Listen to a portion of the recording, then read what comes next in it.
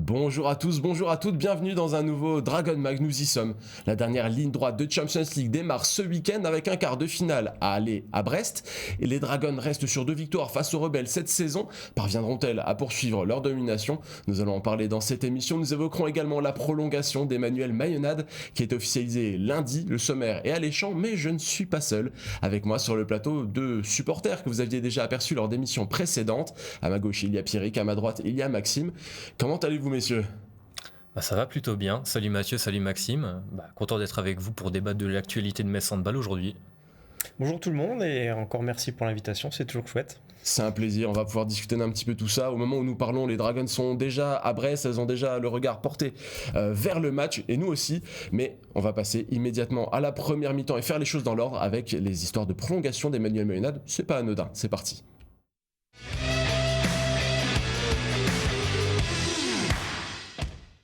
Ça aurait pu être un tremblement de terre, ce fut finalement l'annonce habituelle pour Emmanuel Mayonade. Lundi, en conférence de presse, le tacticien girondin a officialisé sa présence sur le banc de Metz Handball pour une année de plus. Celui qui officie depuis décembre 2015 sur le banc jaune et bleu fêtera donc 10 ans en Moselle. Ce sera dans quelques mois, au mois de décembre pour être précis. Retour en grand format sur cette annonce qui reste toujours un peu particulière.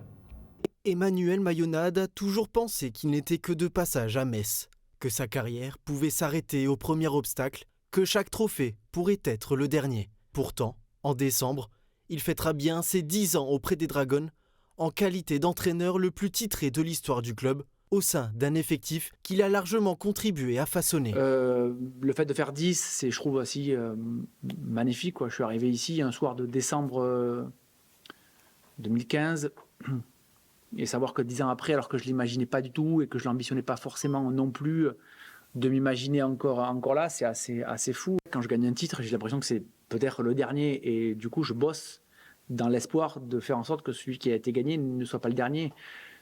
J'avais fait 10 ans dans le sud-ouest auparavant, et quand mon club a fait la banqueroute et que je me suis retrouvé au chômage pendant un mois et demi, j'ai presque pensé que ma carrière d'entraîneur allait s'arrêter là, quoi. Et il s'avère que le président m'a appelé de Metz, puis finalement l'aventure elle dure. Je le dis assez souvent, mais au bout d'un mois ici, je me disais mais qu'est-ce que je fais là, quoi? Parce que ça allait vite, parce que j'avais pas le sentiment de pouvoir être impactant dans mon quotidien, dans ma relation avec les joueuses à l'époque.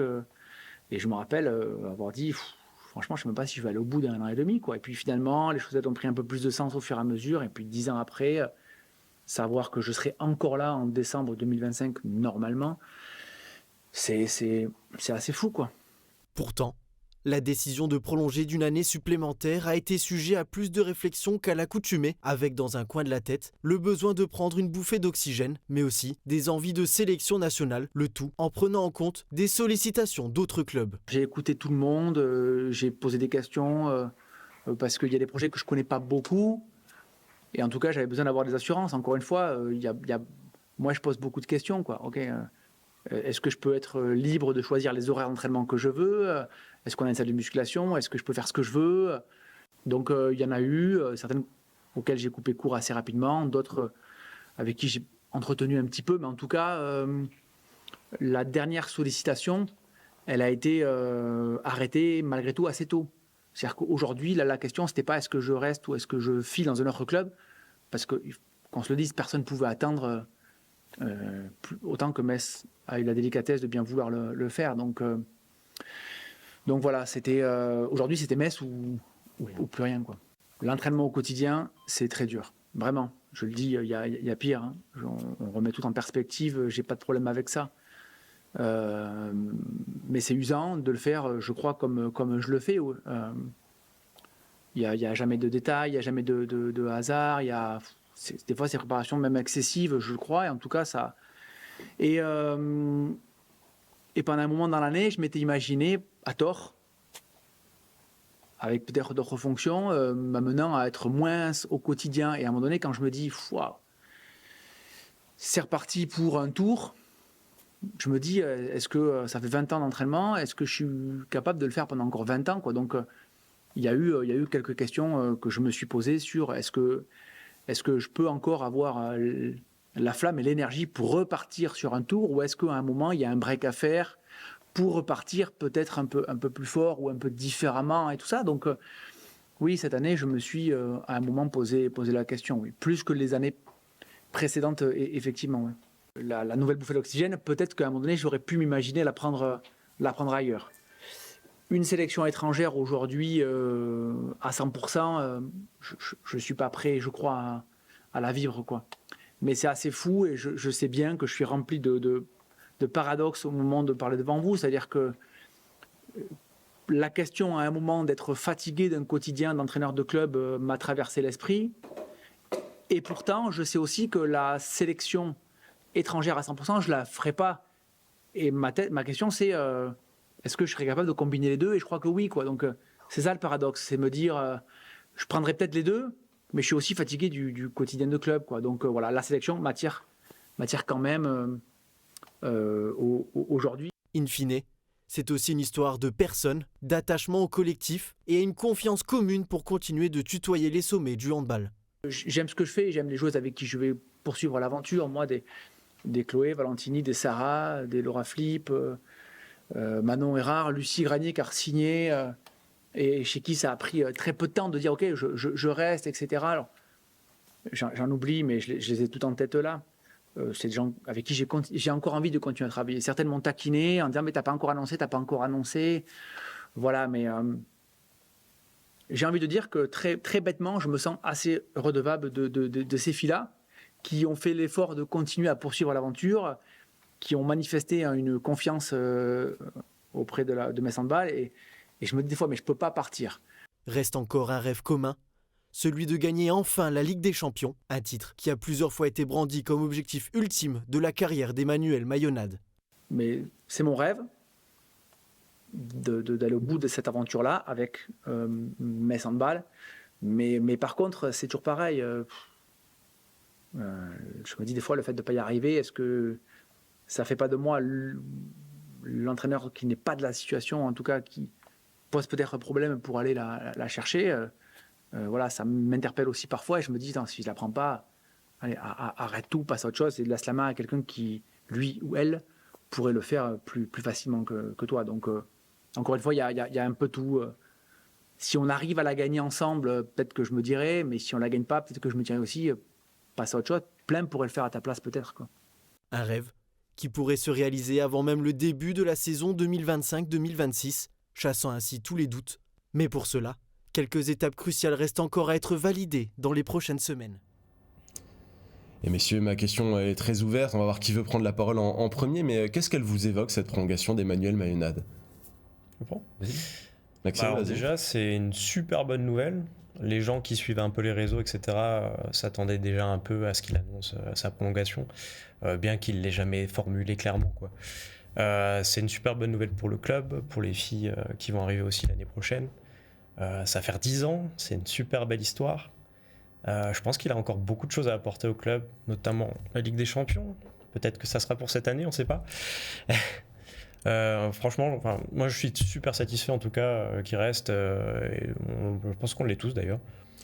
Pierrick, satisfait aussi? Moi je pense qu'il n'y a pas de supporter de Metz Handball aujourd'hui qui peut être insatisfait de la prolongation de Manu, hein. Pour moi c'est l'homme de la situation.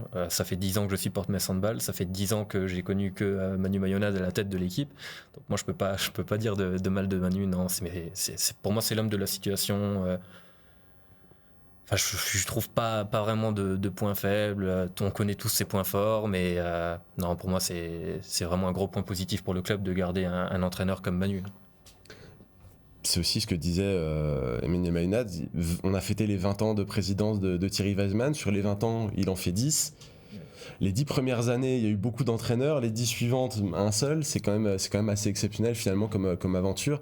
Et les deux hommes se sont posé la question aussi à un moment donné, est-ce qu'on a la flamme de continuer à travailler ensemble, etc. Et manifestement, ils l'ont toujours puisqu'ils ont choisi cette prolongation.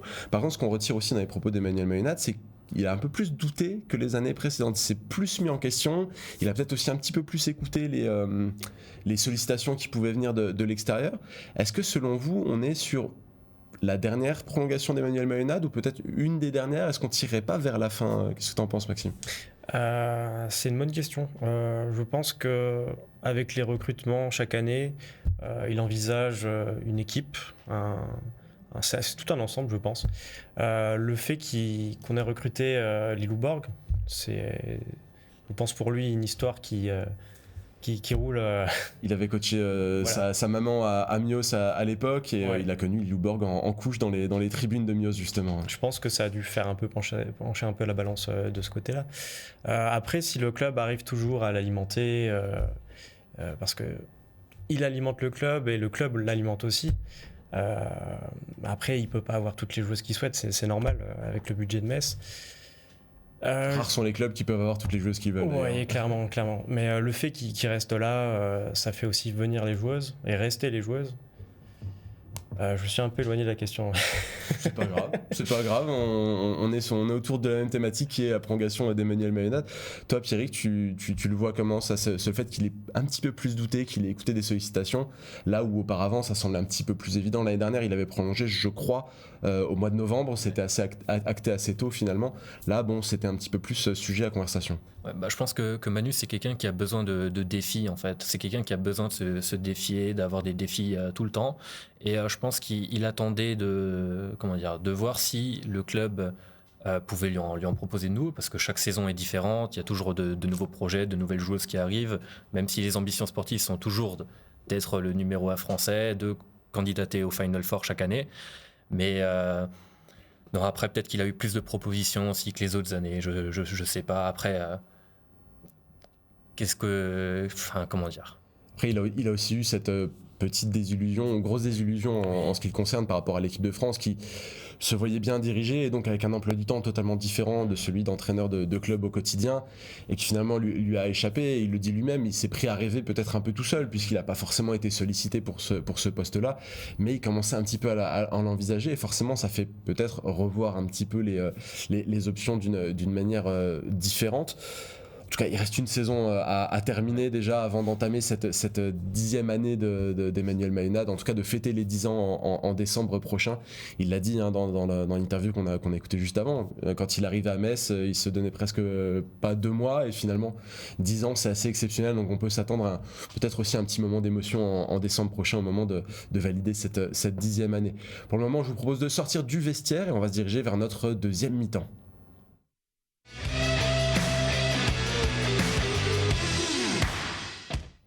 Et on va parler de la Champions League. Qu'est-ce qu'elle est longue, cette Champions League? On le dit un petit peu tous les ans, c'est un programme assez dantesque, mais elle est aussi intense. Le match nul en demi-teinte face à Storhamar en ouverture de saison semble très très très loin, et pour cause, 8 mois se sont écoulés, 8 mois d'invincibilité pour les Messines, mais tout cela ne compte plus vraiment quand on arrive au match coup près. Et samedi à la Brest Arena, c'est un duel franco-français qui donnera l'avantage à une des deux équipes en vue d'une qualification au Finals Four. Pour introduire cette séquence, je vous propose de regarder le parcours européen des deux équipes, et on va commencer par celui de Metz que j'évoquais il y a un instant. Un match nul et 13 victoires qui ont donc permis aux Dragons de se reposer durant la phase de play-off. Dans le même temps, du côté de Brest, le bilan était un peu plus contrasté, ce qui n'empêche pas d'en arriver au même point. Regardez, 7 victoires, 1 nul et 6 défaites qui ont donné à Brest la 4e place du groupe B. Il a fallu passer par les play-offs face au Podravka Vegeta, se faire un tout petit peu peur finalement en déplacement en Croatie, avec une défaite par la plus petite des marges à l'aller et un retour tonitruant. Brest a su montrer à quel point il y a de la ressource en Bretagne. Messieurs, ces parcours, qu'est-ce qu'ils vous évoquent d'une manière générale sur cette saison de Champions League? Pierrick, peut-être? Alors pour moi, sur les deux groupes, je trouve que cette saison, même si on avait FTC, on avait le CSM Bucarest, pour moi cette saison on avait peut-être un groupe un peu plus faible que celui-là de Brest, parce qu'on retrouve quand même plus de candidats du Final Four de l'année dernière. Même en considérant le forfait de Vipers? Sur la deuxième partie de saison, ça va perturber un peu quand même. Voilà, oui, c'est clair que ça a perturbé un peu, mais pour moi sur le papier, bon, le groupe de Brest était peut-être un peu plus costaud, mais ça n'empêche que l'année dernière, c'est nous qui avions le groupe le plus relevé. Mais après la Ligue des Champions, on affronte que les meilleures équipes de chaque championnat, donc il y a pas de petits matchs. Et puis, comme on sait, on a parlé de Manu avant, mais à Metz, on sous-estime personne, et il y a que des grosses équipes à affronter, donc. C'est un beau parcours des deux équipes en tout cas, parce qu'on retrouve deux équipes françaises en quart de finale de Ligue des Champions. Bon, c'est malheureux qu'il y en ait une des deux qui finisse le parcours dans 2 semaines. Mais c'est une belle aventure pour ces deux clubs. Voilà, ça met le championnat français en avant sur cette Ligue des Champions. Toi Maxime, tu fais partie de ceux qui se réjouissent de retrouver, quoi qu'il arrive, une équipe française au Final Four, ou ça aurait été peut-être mieux de passer par une autre équipe que Brest? Non, ça aurait été bien d'avoir les deux clubs en effet au Final Four. On l'avait vu il y a quelques années chez les garçons avec 3 clubs français qualifiés au Final Four, exceptionnel. Après, je trouve l'aventure est belle parce qu'on commence l'année avec un match compliqué contre une équipe qu'on pensait gagner entre guillemets facilement, sans doute l'effet des Jeux Olympiques.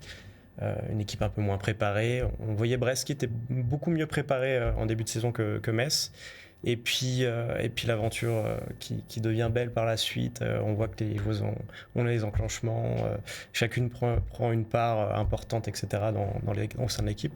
Plus l'arrivée aussi de Cléopâtre Darleux et de Léna Granvaux. Enfin, c'est joli, c'est beau ce qui se passe. Et j'espère que Metz va aller vraiment loin cette saison. J'y crois. En tout cas, on est quand même sur une belle série d'invincibilité. Tu as le livre des 60 ans à ta gauche. Je pense que pour le livre des 70, il y aura un beau paragraphe sur l'invincibilité de l'année 2024-2025 de Metz Handball parce que c'est exceptionnel. On ne s'en rend pas toujours compte. Metz Handball, on le dit souvent, à banaliser l'exceptionnel. C'est quand même tout sport confondu, toute compétition confondue. Avoir une telle série est assez fou, et y compris en Ligue des Champions. Donc, on va continuer à observer tout ça. Mais moi, je vous propose déjà d'aller voir du côté de la conférence de presse de Metz Handball qui s'est tenue cette semaine. On y retrouve Emmanuel Mayonade qui évoque l'aspect tactique, Léna Granvaux qui revient sur les retrouvailles en équipe de France et sur son ressenti sur la rencontre, et enfin Alison Pinault qui parle de la lassitude de jouer Brest 5 fois tout en laissant transparaître aussi sa rage de gagner quoi qu'il arrive. Regardez. C'est pas le même match, c'est pas le même enjeu, c'est pas la même dynamique pour le coup. On construit une histoire avec l'accumulation des matchs. L'enjeu, c'est de se dire, ok, qu'est-ce qui peut les amener, elles, à être plus ou moins motivées, moins, s'imagine pas, mais en tout cas plus motivées. Qu'est-ce qui doit pouvoir nous animer, nous encore? Quels sont les axes de travail, de progrès, pour nous, pour elles? Donc il y a plein de petites questions, mais par exemple, sur un match de Coupe de France tel qu'on l'a vécu là, je vois Brest qui à un moment bascule à 7-6, bascule en 1-5, un peu en strict, en 2-4. Parce que sur un match de Coupe de France, comme ça, tout est tentable. Que tu perdes de 10 ou que tu perdes de 1 ou que tu arrives à revenir, c'est pas la même chose. Sur un match aller de Ligue des Champions, je n'imagine pas l'une des deux équipes, sauf énorme catastrophe, s'aventurer dans autant de problématiques, considérant que ces choses-là, vraisemblablement, elles peuvent se jouer sur le match retour. Parce que quand tu te découvres autant, tu as la perspective de revenir au score, mais tu as aussi la perspective d'agrandir un écart qui pourrait faire mal à la tête à l'une ou l'autre des deux équipes sur le match retour ou dans la préparation. Donc peut-être que les deux équipes seront un petit peu plus précautionneuses dans le plan de jeu. Alors je parle pour nous peut-être maladroitement, parce que peut-être que Brest n'est pas du tout dans cette dynamique-là, et je parle pour moi. J'ai envie de dire que le premier jour, le lendemain de la victoire, a été un peu compliqué parce que je pense que elle et nous, on savait pas trop où se mettre, et non, pas avec respect, on n'a pas du tout chambré là-dessus. On sait que si ça avait été l'inverse, on n'aurait pas aimé. Donc voilà, on a juste pris notre temps, chacune de notre côté, parce que forcément, on comprend aussi que le lendemain de cette défaite, c'est compliqué pour tout le monde. Elles ont été très déçues, donc voilà. Mais direct, quand on a commencé réellement les entraînements et le stage, on a oublié, entre guillemets, avant de se dire à bientôt à la fin du stage. J'ai envie de dire que c'est une nouvelle compétition, déjà. La Coupe de France, c'est spécial, mais la Ligue des Champions encore plus. On sait que rien n'est fait après le premier match, après un premier match aller-retour, parce que pour l'avoir vécu avec Nantes, on a pu gagner +9 et on a perdu -10 au retour. Donc voilà, je sais que aujourd'hui, rien n'est fait. On peut aller gagner à Brest et se prendre une claque derrière et inversement. Donc on verra bien ce qui se passe, mais je pense que mentalement, ça change un peu les choses, parce qu'on sait que c'est pas un match de 60 minutes, mais c'est un match de 2 heures qui nous attend, et il faudra donner, quoi qu'il arrive, tout ce qu'on peut pendant ces 2 confrontations. Alors, ce qui est bien, c'est qu'on retrouve 2 clubs français et que ça plaît tout le monde, et tout le monde se dit au moins il y aura un club français au Final Four. Moi, je me dis, ça me fait pas trop kiffer de bouffer du Brest pendant un mois, pendant 5 semaines. Franchement, c'est pas super joyeux, parce que déjà d'une, les équipes se connaissent très bien, et puis finalement, on s'est joué il y a 2 semaines, on se rejoue là, on va se rejouer la semaine d'après, puis on va se rejouer 2 semaines après. C'est fatigant, c'est pas le plus plaisant. Mais ça fait partie du jeu, donc c'est comme ça, beaucoup de sérénité. Je pense que ça va être de nouveau 2 matchs, une confrontation qui va être très âpre, beaucoup d'engagement, beaucoup d'intensité. Ça va se rendre coup pour coup, ça se fera pas de cadeau. Tu dis que jouer Brest sportivement, c'est pas il y a autant de points en tout cas, c'est pas ce qui te réjouit le plus. Quand je m'adresse à celle qui est souvent en fait l'avocate du développement du handball féminin, on sait que la Brest Arena va être pleine à craquer, les arènes vont être pleines à craquer. C'est exceptionnel pour la visibilité du sport. Bien sûr. Oui, bien sûr, totalement. Ça, c'est la partie la plus fun dans cette confrontation. C'est qu'on sait qu'on va jouer dans deux ambiances qui vont être extra. On l'a vu il y a 2 semaines quand on a joué cette demi-finale de Coupe de France. Donc, c'est hyper plaisant pour télévisuellement, pour les fans de suivre. On parle de l'Arena, mais on peut aussi parler finalement de ce match qui va se retrouver au cinéma. Hein, n'oublions pas. C'est une superbe opportunité aussi que le club et la ville offrent. Et je trouve ça super. Donc, bien sûr, pour le handball féminin français, ça va être 2 beaux week-ends entre Brest et Metz. On ne peut pas rêver mieux. Maxime, on a connu 2 matchs très différents cette année entre Metz et Brest. Il y a eu ce match aller en Ligue Butagaz Énergie qui s'est décidé dans les dernières secondes et qui était peut-être à l'avantage de Brest jusque dans les derniers instants. Et le match de Coupe de France qui a été un quart d'heure en faveur peut-être de Brest et puis Metz Handball qui a totalement pris le dessus ensuite. À quel match est-ce qu'on peut s'attendre pour la 3e rencontre ? Emmanuel Mayonnaise a donné quelques petits indices sur la manière dont il le voyait. Tu peux peut-être t'inspirer, je sais pas. Oui, en effet, je pense que... Alors déjà, c'est pas un match à coup près, donc il y aura 2 matchs. Ouais. On peut s'attendre un peu à ce qui s'est passé lors du premier match en championnat, puisque forcément, il y a 2 matchs aussi. On s'observe, on essaie de pas prendre trop de buts. Exactement, oui. On voit des images du premier match d'ailleurs. Je me souviens que j'étais venu à l'émission avant ce match et j'avais prédit un but d'avance. C'était juste. Très fort. Alors, la boule de cristal, qu'est-ce qu'elle nous annonce ? J'espère que ça sera pareil, ça me va. Alors pour les cœurs, c'est pas très bon, mais... Un but d'avance sur le match aller, ça peut faire mal au match retour contre Brest. Podravka en a fait les frais, mais c'était dans la situation inverse des matchs aller-retour. Donc voilà. Et puis surtout qu'on va recevoir au second match, ce qui est aussi un avantage, je l'espère. Normalement, c'est un avantage de recevoir aux arènes au retour. Toi, Pierrick, tu t'attends à quel type de match ? Aussi quelque chose de très serré, avec on s'observe, on essaie de ne pas prendre trop d'écart. Ouais, je m'attends à quelque chose de très serré. Ça va être une rencontre beaucoup moins ouverte que ce qu'on a vu en Coupe de France, parce que les équipes voudront pas prendre entre guillemets le moindre risque, parce que chaque erreur peut être fatale, chaque but concédé peut être le but de trop. Enfin, il y a beaucoup de tension aussi en tribune. Hein. C'est quand même une autre atmosphère encore chez les supporters, parce que le championnat c'est bien, la Coupe de France c'est bien, jouer un Final Four je le mets encore au-dessus en tant que supporter, c'est quand même exceptionnel. Enfin, comme le dit Manu, on ne sait pas à chaque fois qu'on vient à Final Four si c'est pas le dernier, donc si on peut réitérer à chaque fois l'exploit de pouvoir y aller, c'est toujours énorme pour les clubs, pour le club, les supporters, c'est génial.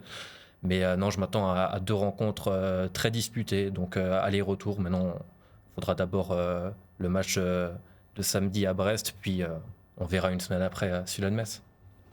En tout cas, ça a été dit un petit peu dans la conférence de presse, on va pas forcément réinventer le handball sur ce match-là. Raphaël Tervel a mis beaucoup d'ingrédients dans la balance sur le match de Coupe de France, parce que en Coupe de France, on peut se permettre quitte à perdre, on peut perdre à -10, mais au moins on a tout jeté dans la bataille. Mais en Ligue des Champions, sur un match aller, l'écart à la première rencontre peut être assez décisif sur le second. Est-ce qu'on peut s'attendre à une tactique beaucoup plus fermée selon vous ? Est-ce qu'on peut s'attendre à ce que les 2 coachs soient un peu plus sur la défensive ? Et peut-être comme des matchs qu'on a déjà vus entre Metz et Brest avec 20 buts chacune et vraiment des jeux très fermés. Maxime ? Comme on dit, dans le handball, ce qui est important beaucoup, c'est la défense. Bon, faut aussi mettre des buts. Mais Brest sait aussi bien resserrer au niveau de la défense, avec une défense parfois un peu trop. On l'a vu en Coupe de France, Sarah Bouktit qui avait 3 voire 4 joueuses sur elle à chaque situation où elle pouvait prendre le ballon. Elle était un petit peu ciblée et finalement ça a fonctionné. Ça libère les ailes, mais ça a fonctionné. Surtout que je pense que les coachs savent à peu près aussi les tactiques de l'un et l'autre. Ils connaissent aussi les joueuses. Ça va être très disputé, c'est certain. Depuis le début de l'annonce de ce calendrier un petit peu fou, j'entends des gens dire il est impossible que Metz gagne tous les matchs. Il y a forcément un match à un moment ou un autre qui va être perdu en chemin. Pierrick, est-ce que tu penses que Metz Handball peut en laisser couler un, ou est-ce que Metz Handball a montré qu'il y avait une certaine domination et que ça allait être très compliqué pour Brest ? Alors moi j'ai pas ma boule de cristal pour savoir si on va gagner ou si on va perdre les prochains matchs. Tout ce que je souhaite, c'est qu'on fasse la meilleure figure possible et que bien sûr on se qualifie au Final Four. Pour moi ça reste quand même primordial, mais Non, chaque match est différent, c'est dur de faire une prédiction. Tout ce que je sais, c'est que ça va être des matchs très serrés, donc les matchs aller-retour en Ligue des Champions, puis le match en championnat. Mais non, pour moi, ça va être très disputé et c'est difficile de faire une prédiction pour savoir si Metz va gagner tous les matchs, si elle va en perdre un. Tout ce que je souhaite, c'est qu'on les gagne tous. Voilà, c'est le plus important en tant que supporter. Mais, Petit flashback de 2021 où Brest avait privé Metz Handball de toutes les compétitions avec le même nombre d'affrontements également avec la Coupe de France, etc. Pour le moment, la tendance est à l'inverse. On va voir si ça tient jusqu'au bout pour les Dragons, mais effectivement, ça va être une sacrée opposition et je pense qu'on sera tous ravis de voir le résultat aux arènes la semaine suivante. En tout cas, ce match aller entre Brest et Metz, il sera aussi à vivre à la Brest Arena forcément samedi à 18h, mais également à Metz au Kinépolis. On en a parlé un petit peu avec Alison Pinault dans l'interview de tout à l'heure. Toutes les places sont parties. Il y aura 200 personnes pour vibrer à l'unisson et c'est aussi un événement dans l'événement. C'est aussi une manière qu'a Metz Handball de s'inventer autour des rencontres. Ça va être très intéressant. On se voit là-bas. On en parlera sûrement dans le Dragon Mag de la semaine prochaine. Pour le moment, pour ce qui concerne ce plateau, c'est déjà la fin de cette émission. On a bien échangé. Merci Pierrick et Maxime d'avoir été avec moi. Merci à vous derrière votre écran de nous suivre. On se donne rendez-vous vendredi prochain à 19h pour un nouveau Dragon Mag. Et en tout cas, d'ici là, on va voir ce que font les Dragons, mais tous en jaune et bleu.